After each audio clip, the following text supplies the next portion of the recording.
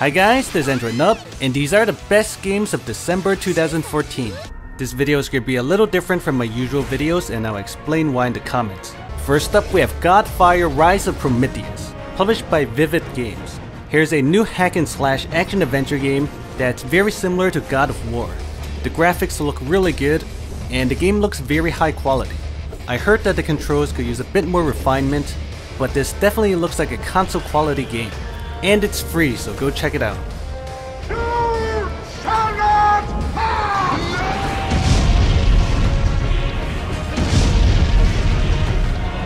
Next up we have World of Tanks Blitz, published by Wargaming C. The Android version of the popular tank battle MMO is here with over 100 tanks and 7 vs 7 online tank battles. There's tons of players to play with, and it's somewhat realistic but also very action oriented at the same time. If you're looking for an online tank battle game, World of Tanks is probably the best one out there. Next up we have Brothers in Arms 3, a high quality 3D behind cover shooter published by Gameloft. In this game you move from cover to cover, taking out enemies in third person. There's lots of weapons including assault rifles, flamethrowers, rocket launchers, and sniper rifles. You can also get squad mates that fight by your side.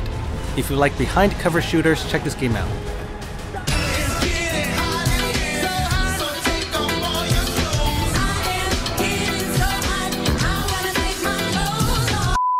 Next up we have The Soul, published by NHN Entertainment. Here's a soft launch game that might be available where you live. It's a new high quality action RPG based on the Three Kingdoms. It has a story with cutscenes and lots of enemies to fight. There's new equipment to get and real-time PvP. If you like fast-paced action RPGs, check this game out. Next up we have The King of Fighters A 2012F, published by SNK PLAYMORE. This is a completely free King of Fighters fighting game with no in-app purchases. There's 32 fighters to choose from, and 6 modes, which includes 1-on-1 and 3-on-3 team battle. The virtual gamepad's not too hard to control. This game crashed a lot on my phone, but it's a fun fighting game to check out. Select the order. Oh my god, them physics!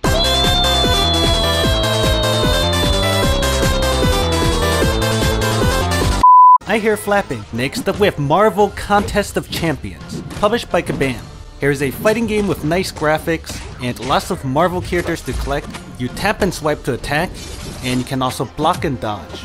The controls are simple, but the game still requires timing, and there are special skills to use. It's a fun, casual Marvel fighting game to check out.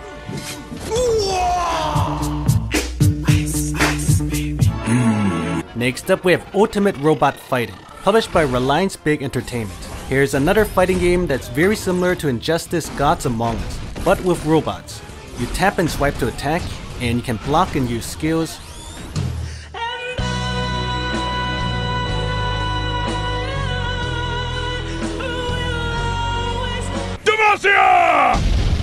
There's 3-on-3 battles, lots of robots to collect, and you can tag them in and out.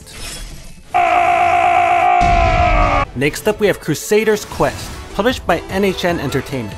This is a fast-paced puzzle combat RPG with colorful graphics and over 200 heroes to collect and train.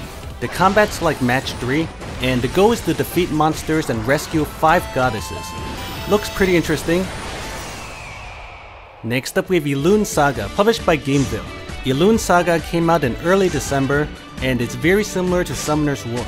You can form a party of characters and fight monsters in a turn-based combat system, and collect soul cards which are like skills. It's an interesting social card-based RPG to check out. Next up we have Flyff All-Stars, a casual mobile action RPG based on the old MMORPG Flyff, which I personally played a lot back then. This however is a single-player fast-paced action game with different characters to collect and skills to use, and it looks like it might be fun and worth checking out. That armor though. Next up we have Chain Chronicle, published by Gumi. Here's a unique tactical real-time puzzle RPG that plays like a castle defense game. There's over 150 characters with different abilities, and they're voice acted by famous Japanese voice actors. This game combines puzzle, RPG, and strategy, and it looks like a fun game to check out. Next up we have World of Warriors, published by Mind Candy. This is a casual offline fighting game with touch controls and lots of warriors to collect.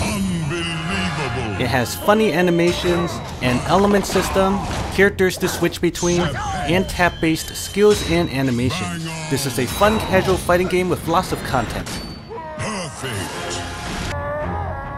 Next up we have Beast Busters featuring King of Fighters, published by SNK PLAYMORE. This is an arcade zombie rail shooter where you aim your crosshair to shoot zombies, and you can't actually move around. It features King of Fighters characters, which is kinda weird. You can play as this guy and this girl, and can also unlock Kyo with real money. It looks kind of interesting and is for people that like rail shooters. Next up we have Blade Warrior, published by NLABSOFT. Here's a side-scrolling action RPG with a dark fantasy theme. The graphics and effects look pretty good, and there's tons of levels where you fight demonic monsters.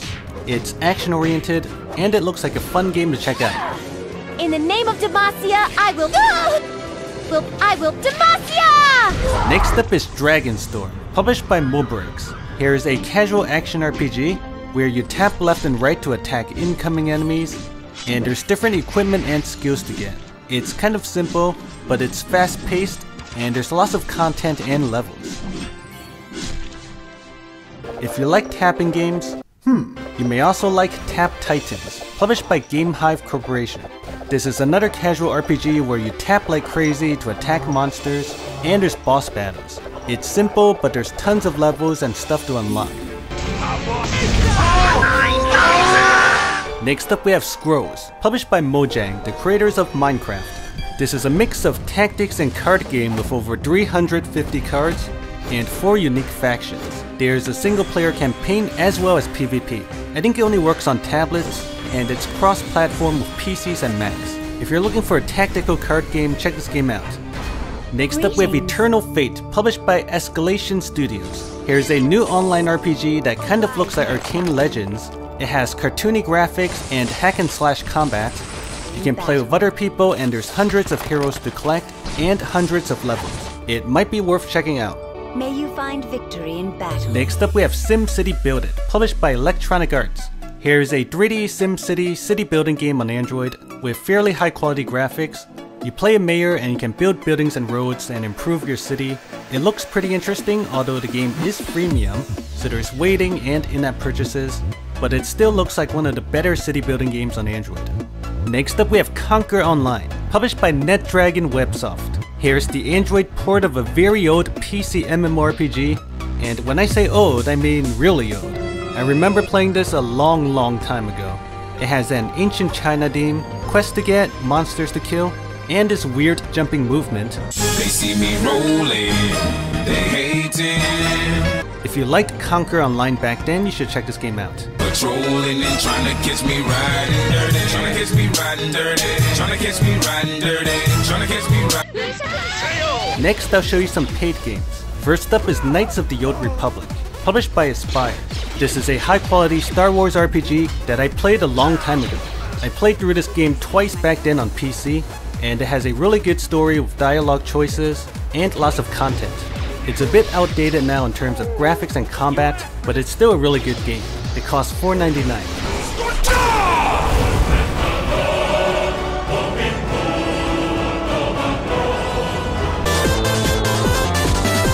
Next up we have EXILES, published by Crescent Moon Games. EXILES is the newest game by Crescent Moon Games, the same publisher of Ravensword. This game's like a sci-fi shooter version of Ravensword. It's semi-open world, has RPG elements, and has a story. If you liked Ravensword, you should definitely give this game a try. Next up we have Oddworld Stranger's Wrath, published by Oddworld Inhabitants. Oddworld is the Android port of an Xbox action-adventure first-person shooter that also has third-person platforming. You play a bounty hunter in a wacky fantasy world. It looks extremely high quality and has supposedly over 20 hours of gameplay. It costs $5.99. Next up we have GTA Chinatown Wars, published by Rockstar Games. Here's a top-down Grand Theft Auto game that used to be a Nintendo DS and PSP game. It has an open world, lots of action, a storyline, side missions, and minigames. It costs $2.99. Speaking of old school RPGs, Baldur's Gate 2 came out on Android, which is way more old school than Knights of the Old Republic. It's a popular old RPG with tons of hours of content. If you can still handle these graphics, Baldur's Gate 2 supposedly has a really good story and really good gameplay.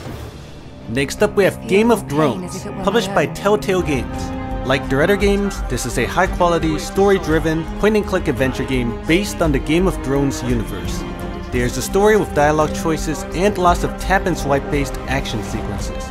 Each episode costs about $5. Are they? Yes, Your Grace. Telltale Games also released Tales from the Borderlands, which is another story-driven point-and-click adventure game that takes place in a futuristic steampunk world. This game is full of humor, and you go on a journey to recover some stolen money. Each episode also costs around $5.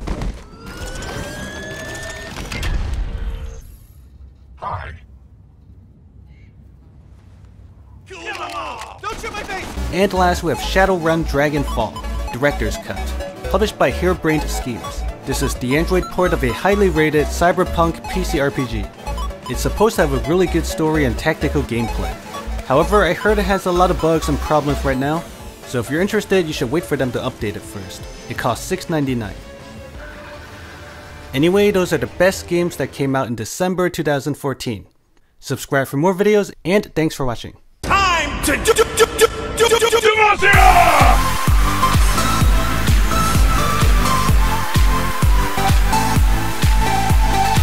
Subscribe for more videos, and thanks for watching.